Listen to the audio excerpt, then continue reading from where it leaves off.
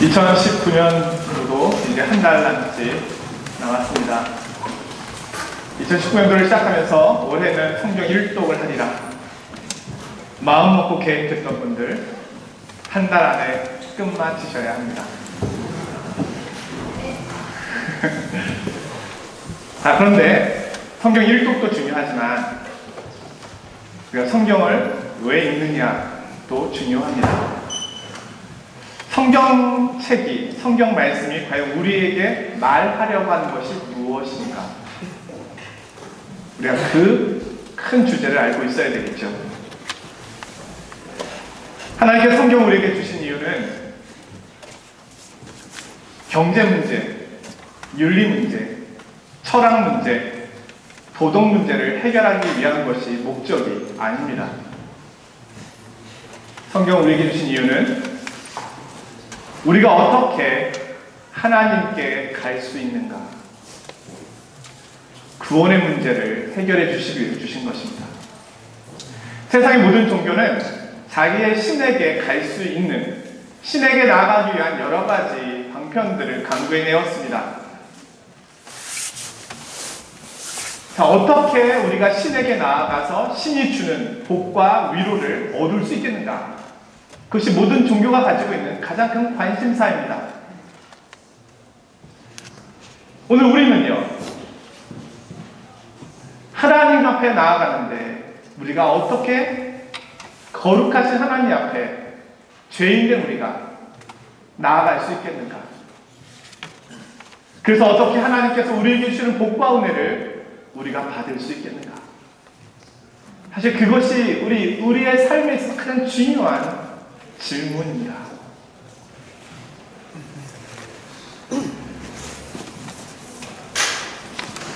근데 가장 큰 장애물은 하나님은 거룩하신 분이시고 죄가 없으신 분이신데 우리는 죄 많은 죄인이라는 데 있습니다. 어둠이 빛과 함께 할 수 없는 것처럼 죄인은 하나님 앞에 나아갈 수 없고 그로 인하여 하나님께 주시는 은혜와 복을 받을 방법이 없습니다. 그것이 인간의 공고함의 문제요, 인간의 가장 큰 탄식과 슬픔의 이유입니다. 예전에 그 중국의 만리장성에 다녀오신 목사님이 만리장성을 소개해주는 안내원이 가이드가 해주는 이야기를 듣고 와서 저에게 들려주었던 기억이 납니다. 만리장성은 정말 대단한 건물입니다. 사실인지 모르겠지만 우주에서도 보인다고 하잖아요. 도대체 저걸 어떻게 쌓았을까? 그 넓이가 넓은 곳은요, 마차 2대가 왕복으로 달릴 수 있을 정도의 그런 크기를 가지고 있고요. 그 견고함도 대단한 거죠. 그래서 그 만리장성이 적에게 쉽게 뚫렸다고 하죠. 그 가이드가 얘기해 줬다는 거예요. 보초를 쓰고 있던 군인이 적으로부터 돈을 받고 문을 열어줬다. 만리장성인데 만리까지 쌓았는데 너무 어처구니 없이 뚫려버렸다는 거예요. 인간의 문제는 사실은 외부의 환경의 문제이기 전에 우리 속에 존재하고 있는 죄의 문제입니다. 이사야 48장 22절에 여호와께서 말씀하시되 악인에게는 평강이 없다 하셨느니라. 기술도 중요하고 제도도 중요하지만 그것을 다루는 인간이 가장 중요합니다. 근데 그 인간이 죄로 인하여 악한 모습으로 살고 있다는 것입니다. 이 죄가 우리 속에서 하는 가장 큰 일은 물론 하나님과의 관계의 단절, 그렇죠? 그러나 이웃과의 관계의 단절을 가져오죠. 궁극적으로 죄가 하는 일은요, 자기 중심입니다. 나 중심이에요. 가족도 중요하지 않아요. 심지어 공동체도 중요하지 않아요. 나예요.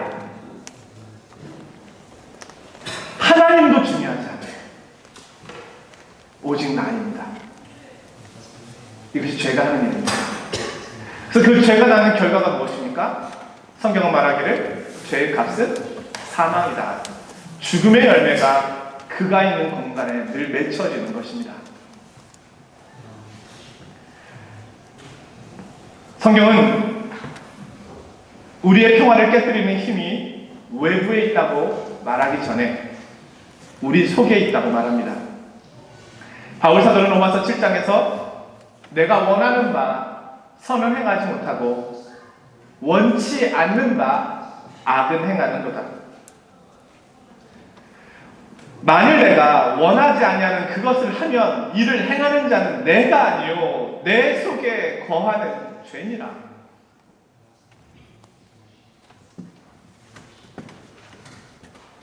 자, 이러한 죄인이 어떻게 하나님 앞에 나아갈 수 있을까요? 우리의 목적은 하나님이 아닌데요. 내가 목적인데요. 어떻게 거룩하신 하나님 앞에 나아가서 그분이 주시는 은혜와 복을 구할 수 있을까? 오늘 우리가 함께 읽은 갈라디아서는 사실 루터에게 있어서는, 종교개혁자 마틴 루터에게 있어서는 아내라고 불리우는 책입니다. 마틴 루터는 자기 아내를 소개할 때 나의 아내는 갈라디아서입니다. 이렇게 소개했대요. 나는 갈라디아서와 결혼했다. 왜냐하면 마틴 루터는 갈라디아서 말씀을 통해서 하나님께서 주시는 참된 구원, 은혜를 경험했기 때문입니다.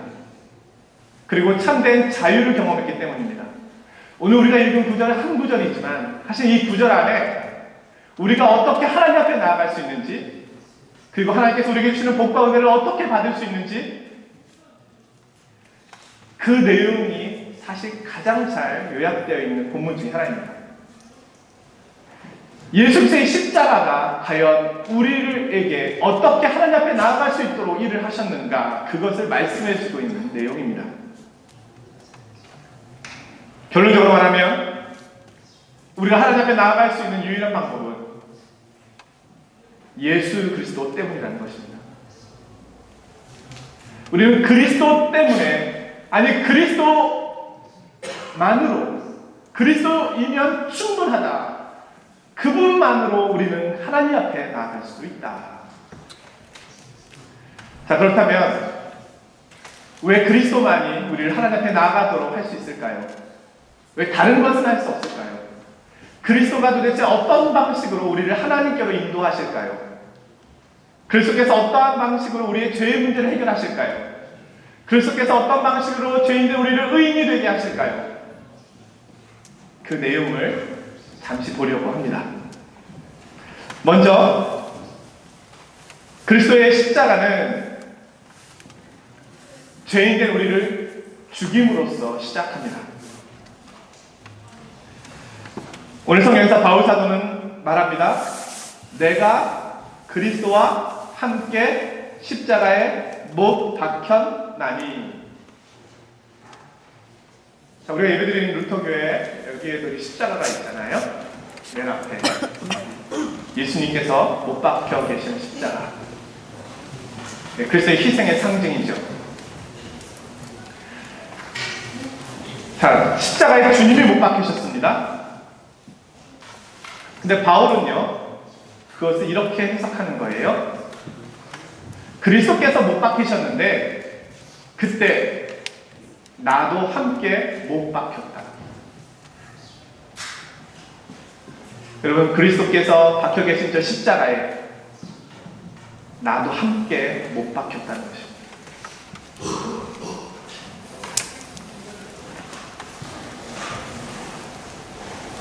자, 십자가는 죽음을 의미합니다. 그리스도께서 십자가에 못 박히셨다는 것은 십자가에서 죽으셨다는 것을 의미합니다. 그런데 못 박히실 때 온 인류도 함께 못 박으셨습니다. 온 인류가 다 죽은 것입니다.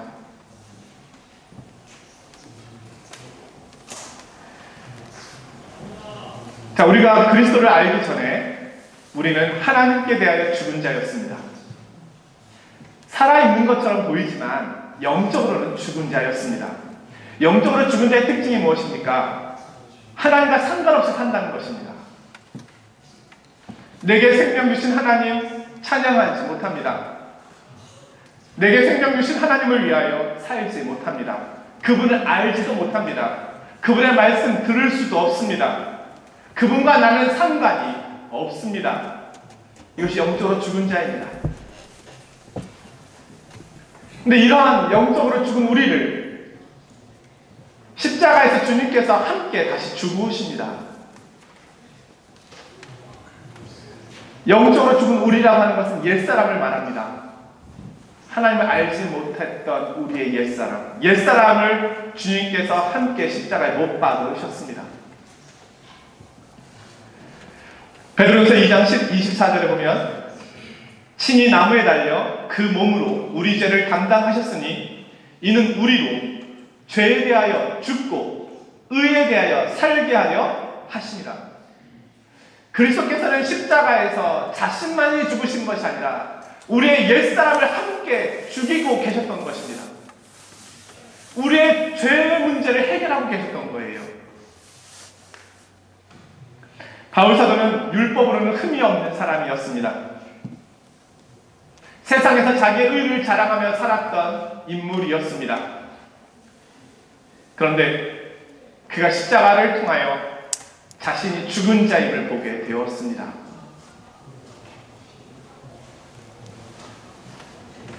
그리스도께서 나를 십자가에 못 박으셨다는 것을 알게 된 것입니다.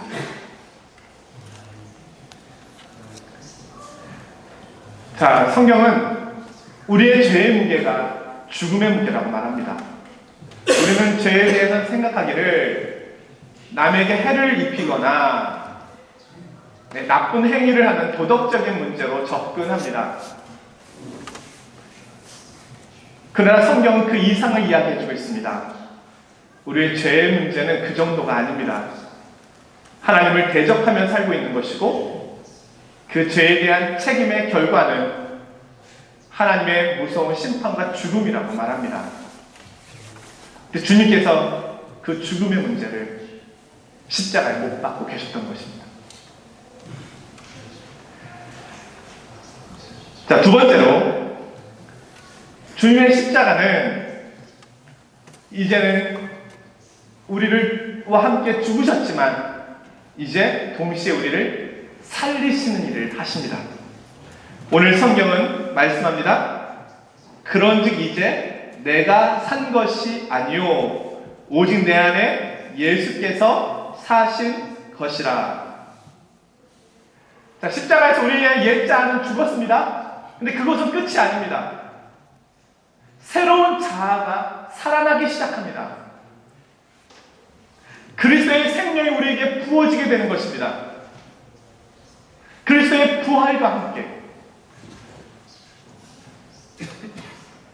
예전에는 세상에 대하여 살아있었고 하나님에 대하여는 죽어 있었지만 이제는 하나님에 대하여 살고 세상에 대하여 죽은 자가 되는 것입니다. 에베소 2장 1절에 이렇게 말씀합니다. 그는 허물과 죄로 죽었던 너희를 살리셨도다. 주님께서는 자신을 길이요 진리요 생명이라고 말씀하셨습니다.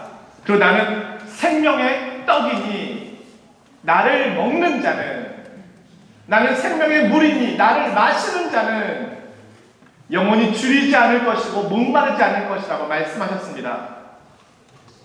그리스도의 죽으심 이후 부활을 통하여 우리는 그리스도와 함께 다시 새로운 생명으로 태어나게 되는 것입니다. 성경은 우리에게 사람은 두 번 태어나야 한다고 말하고 있습니다. 하나는 육체적으로 태어나는 것입니다. 그렇죠? 여기 계신 분들은 다 육체적으로 태어나셨습니다. 한 번요. 두 번 태어나신 분 없죠? 네, 한 번 태어난 거예요. 근데 또 한 번은요, 영적으로 태어나야 합니다. 모든 인간은 두 번 태어나야 합니다.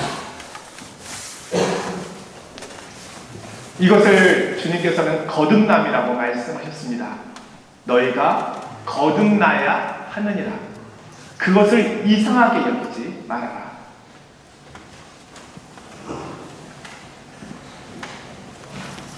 이 세상에 태어난 모든 사람들은 성령으로 다시 한번 태어나야 합니다.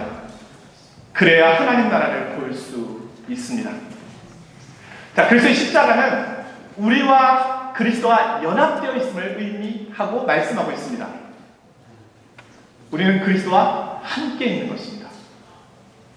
그리스도와 함께 죽었고 그리스도와 함께 삽니다. 이렇게 다시 살아난 이 사람, 옛자는 죽고 새롭게 태어난 새 사람, 이것을 성경은 새로운 피조물이라고 말합니다. 그래서 십자가와 부활이 이 일을 하셨습니다. 고린도후서 5장 17절, 누구든지 그리스도 안에 있으면 새로운 피조물이라. 이전 것은 지나갔으니 보라 새 것이 되었도다. 하나님께서 인간을 아담과 하와를 창조하셨습니다. 그것처럼 이제 그리스도 안에서 죄인된 우리를 죽이시고 새로운 우리를 창조하십니다. 이것이 새로운 피조물입니다. 성경은요, 죄의 문제를 다룰 때 고치는 것으로, 개선하는 것으로 말하지 않습니다. 인간은 고쳐지거나 개선되는 것으로 하나님 앞에 설 수 없습니다. 인간은 죽어야 합니다. 그리고 다시 태어나야 합니다. 다시 태어나야만 하나님 앞에 설 수 있습니다. 이것이 십자가가 하는 것입니다. 조금 선한 일을 한다고 해서 하나님 앞에 설 수 있지 않습니다. 내가 나보다 조금 착하다고 해서 하나님 앞에 설 수 있지 않습니다. 그 정도로 거룩하신 분 앞에 설 수 있지 않습니다. 우리는 새로운 피조물로 태어나야 합니다. 우리말에 첫 단추를 잘 끼워야 한다는 말이 있습니다. 처음에 단추를 잘못 끼면 마지막에 가서는 옷이 삐뚤어지게 되어 있습니다. 가끔 아주 점잖으시고 멀쩡하신 분이신데 단추를 잘못 끼우셔가지고 옷이 이렇게 되는 저를 본 적이 있습니다. 근데 예전의 옷은요, 이 지퍼가 나오기 전에는 단추가 굉장히 많았다고 해요. 우리가 옛날 영화 같은 걸 보면은 단추가 얼마나 많은지 모릅니다. 뭐 20개, 30개 이상 되잖아요. 근데 첫 단추를 잘못 껴보십시오. 다시 시작해야 합니다. 우리 인간은요, 인간의 죄의 문제는요, 성경은 이야기하기를 다시 시작해야 된다는 거예요. 옛사람은 죽고 새 사람으로 다시 시작하자. 이것이 그리스도의 십자가가 하신 일입니다.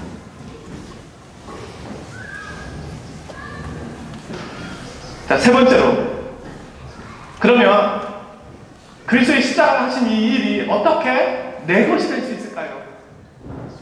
그거는 2000년 전에 일어난 일이고, 과거에 일어난 일이고, 멀리 있었던 일인데 그것이 어떻게 나의 일이 됩니까? 그것이 어떻게 우리의 일이 될 수 있을까요? 어떻게 내가 옛사람이 죽고 어떻게 내가 새 사람이 될 수 있을까요? 어떻게 이 죄의 문제가 해결되고 거룩하신 하나님 앞에 내가 설 수 있을까요? 어떻게 내 인생의 문제를 다 그분께 내어드리고 하나님께 주시는 은혜와 복을 누릴 수 있을까요? 그 방법이 도대체 무엇입니까? 오늘 성경은 이야기하고 있죠? 나를 사랑하사 나를 위하여 자기 자신을 버리신 하나님의 아들을 믿는 믿음으로 사는 것이다. 여러분, 여기 단어를 한번 주목해 보십시오. 우리를 사랑하사라고 표현할 수도 있지만 나라고 표현하고 있습니다. 주님의 십자가는 개인적인 것입니다. 구원은 개인적인 것입니다. 나입니다. 구원의 문제에 있어서는 가족이 아닙니다. 그리스도께서는 나를 사랑하사 나를 위하여 자기 자신을 주신 것입니다. 우리는 개인적으로 그리스도의 십자가를 만나야 합니다. 주님을 만나야 합니다.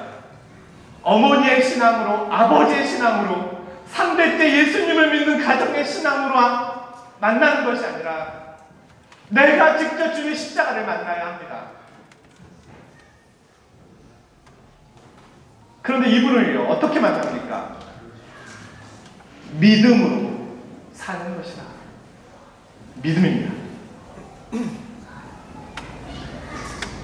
자, 우리가 집에서 수돗물을 틀면 물이 나옵니다. 온수도 나오고 차가운 물도 나옵니다. 그 물은 수도관을 통해서 우리에게 찾아옵니다. 하나님께서 그리스도 안에서 이루신 이 구원의 은혜가 내게 찾아오는 방편은 마치 수도관처럼 믿음이 그 역할을 하는 것입니다. 믿음은 하나님의 은혜가 내게 찾아오는 수단이요 방편입니다. 우리가 그것을 어떻게 받을 것입니까? 하나님 내게 행하신 그 놀라운 구원을 어떻게 내 것으로 삼을 수가 있습니까? 손을 내밀어서 잡아야 되나요? 아니면 더 열심히 공부해서 지식으로 넣어야 하나요? 성경은 그것을 우리에게 알려주고 있습니다. 그것은 믿음이다. 하나님께서 나를 위하여 그리스도 안에서 행하신 이 일이 진실로 사실입니다 라고 믿음으로 고백하는 것입니다. 그럴 때 이 구원의 역사가 내 것이 되는 것입니다. 신비롭지요. 이것은 신비입니다. 니고데모에게 주님이 말씀하셨던 것처럼 이것은 신비로운 일입니다. 근데 이것이 우리의 구원의 방편입니다.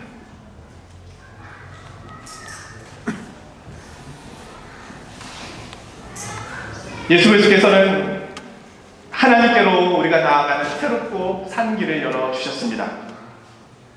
우리는 그 예수 그리스도를 믿음으로 받아들임으로 하나님께 비로소 나아갈 수 있게 된 것입니다. 그분이 길입니다. 그분이 진리입니다. 그분이 생명입니다.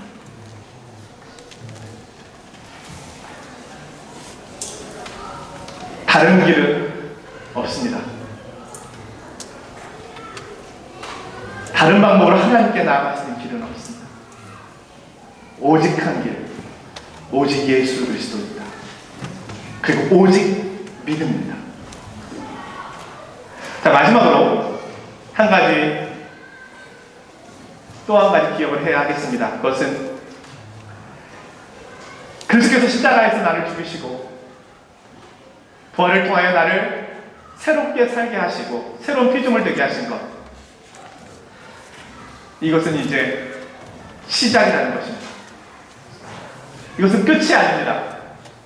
우리는 이 사건을 믿음으로 하나님의 자녀가 되는 특권과 권세를 얻었습니다. 그런데 이제는요, 하나님의 자녀된 모습으로 살라는 것입니다. 이제는 나를 사랑하사 자기 몸 버리신 하나님의 아들을 믿는 믿음 안에서 사는 것이라. 그리스도께서 왜 자신을 우리에게 주셨습니까? 우리를 살리기 위해서 주셨고 우리가 그렇게 살아가도록 하기 위해서 주신 것입니다. 십자가는 우리를 살리기 위하여 하나님께서 행하신 일입니다. 그전에는 나를 위하여 살았습니다. 내가 인생의 목적이었습니다. 나 중심이었습니다. 근데 이제는요, 그리스도를 위하여 삽니다. 하나님을 위하여 삽니다. 남을 위하여 삽니다. 나를 희생합니다.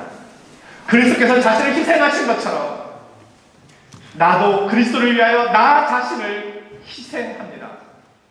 근데 이것이 아깝지가 않습니다. 이것이 하나님의 자녀가 된 자의 특권이기 때문입니다. 누구나 할 수 있는 일이 아닙니다. 하나님의 자녀만이 할 수 있는 일입니다. 우리는 영원한 세계를 봅니다. 우리는 가장 좋은 것을 봅니다. 우리는 참된 평화를 맛봅니다. 영원한 생명을 경험합니다. 오늘 찬양대 찬양이 늘 아름답지만 오늘도 역시 아름답고 마치 오늘 이 말씀을 다 대변하고 있더라고요. 너무 귀합니다. 하나님 앞에서 우리가 드리는 찬양입니다. 하나님 오늘 이 예배 자리에 임재하고 계시고 우리 예배를 받고 계시며 하늘의 신령한 복으로 우리에게 복을 주고 계신 것입니다. 우리의 마음의 아픔과 삶의 무게와 죄의 짐들을 하나님 앞에 내어놓을 때 다 십자가에서 해결하신 것을 다시금 보여주시고 용서를 주시고 이제는 무한한 복과 은혜로 우리에게 허락하시는 것이죠. 이 예배 자리가 우리가 회복되는 자리요, 치유되는 자리요, 하나님을 만나서 경험케 되는 자리 아닙니까?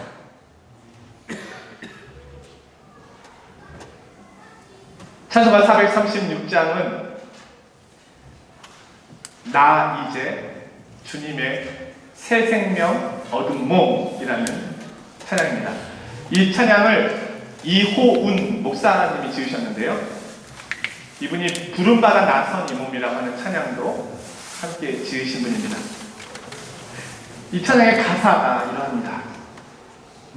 나 이제 주님의 새 생명 얻은 몸, 옛것은 지나고 새 사람이로다.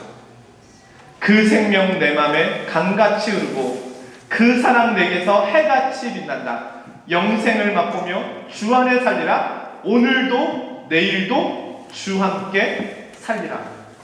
산천도 초목도 새 것이 되었고 죄인도 원수도 친구로 변한다. 새 생명 얻은 자 영생을 누리니 주님을 모신 마음 새 하늘 이루다. 사랑하는 성도 여러분, 저는 주님을 만났을 때의 경험을 잊지 못합니다. 제가 주님의 말씀이 사실임을 고백하고 하나님께서 십자가에서 이루신 이 모든 것이 저를 위하여 행하신 진실입니다라고 고백하고 제 삶을 하나님 앞에 위탁하였을 때 저에게는 한없는 눈물이 흘렀습니다. 서러움의 눈물. 내 삶은 이제 없어요.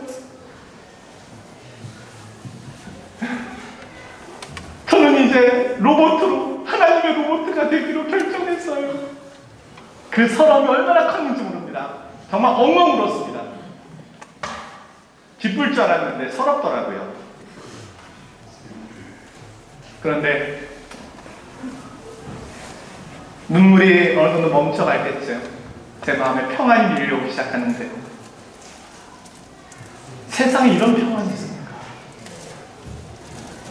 세상에 이런 기쁨이 있었는가? 세상에 이런 만족이 있었는가? 저는 다시 고백했습니다. 하나님, 저에게 이런 평안과 이런 기쁨이 있다면 저는 하나님의 로봇가 되어도 상관이 없습니다.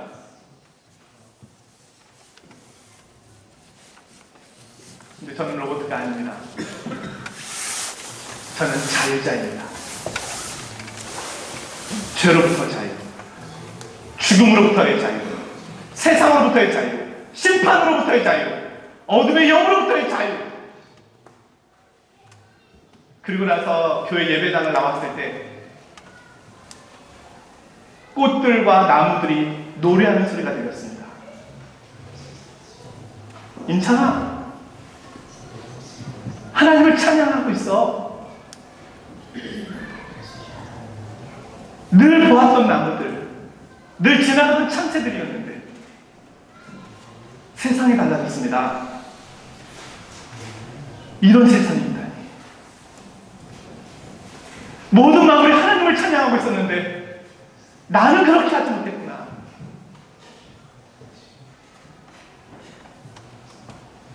저는 고2 때, 고3 때 그렇게 주님을 만나는 경험이 있습니다. 사랑하는 여러분, 이 평강, 이 기쁨이 여기 계신 모든 분들에게 함께 경험되어지길 원합니다. 어떻게 해요? 주님의 십자가의 사랑이 나를 위한 것입니다. 이것을 믿음으로 십자가를 통하여, 그리스도를 통하여 하나님께 나아가서 하나님께 주시는 무한한 복과 은혜를 마음껏 누리시는 우리 성도님들 되시기를 주님의 이름으로 축원드립니다. 거룩하신 아버지 하나님, 은혜와 사랑을 감사드립니다. 나는 주님과 함께 죽었고 주님과 함께 살았고 이제는 주님을 위하여 삽니다. 하나님이 놀라운 특권을 주심을 감사합니다. 놀라운 은혜를 주심을 감사합니다. 주님, 우리 주변에 아직도 주님을 알지 못하는 많은 이들에게 이 복음이 증거되어지게 하여 주시고, 또한 연약한 믿음을 가지고 있는 저희들에게 확실한 믿음 안에 거할 수 있도록 인도하여 주시옵소서. 예수 그리스도의 이름으로 기도드리옵나이다. 아멘.